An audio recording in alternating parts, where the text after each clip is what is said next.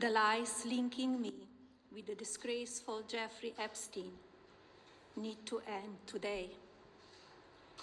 The individuals lying about me are devoid of ethical standards, humility, and respect. I do not object to their ignorance, but rather I reject their mean-spirited attempts to defame my reputation. I never been friends with Epstein. Donald and I were invited to the same parties as Epstein from time to time, since overlapping in social circles is common in New York City and Palm Beach.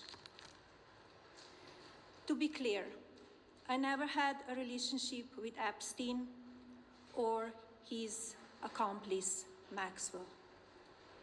My email reply to Maxwell cannot be categorized as anything more than casual correspondence. My polite reply to her email doesn't amount to anything more than a trivial note. I am not Epstein's victim. Epstein did not introduce me to Donald Trump. I met my husband by chance at a New York City party in 1998. This initial encounter with my husband is documented in detail in my book, Malania. The first time I crossed paths with Epstein was in the year 2000 at an event Donald and I attended together. At the time, I had never met Epstein and had no knowledge of his criminal undertakings. Numerous fake images and statements about Epstein and me have been circulating on social media for years now. Be cautious about what you believe. These images and stories are completely false.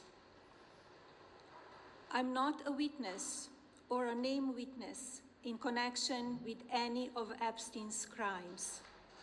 My name has never appeared in court documents, depositions, victim statements, or FBI interviews surrounding the Epstein matter.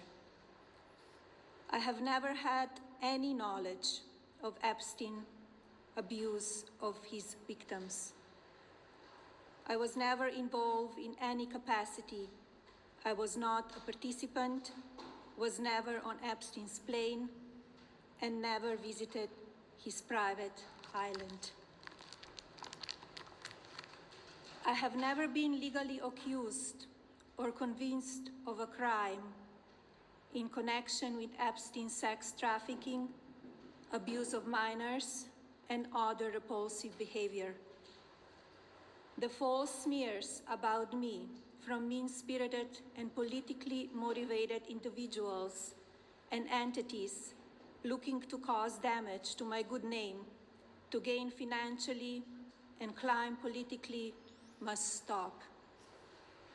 My attorneys and I have fought these unfounded and baseless lies with success and will continue to maintain my sound reputation without hesitation. To date, several individuals and companies have been legally obligated to publicly apologize and retract their lies about me, such as Daily Beast, James Carville, and HarperCollins, UK. Now is the time for Congress to act. Epstein was not alone. Several prominent male executives resigned from their powerful positions after this matter became widely politicized. Of course, this doesn't amount to guilt, but we still must work openly and transparently to uncover the truth. I call on Congress to provide the women who have been victimized by Epstein with a public hearing specifically centered around the survivors. Give these victims their opportunity to testify under oath in front of Congress with the power of sworn testimony. Each and every woman should have her day to tell her story in public if she wishes, and then her testimony should be permanently entered into the congressional record. Then, and only then, we will have the truth. Thank you.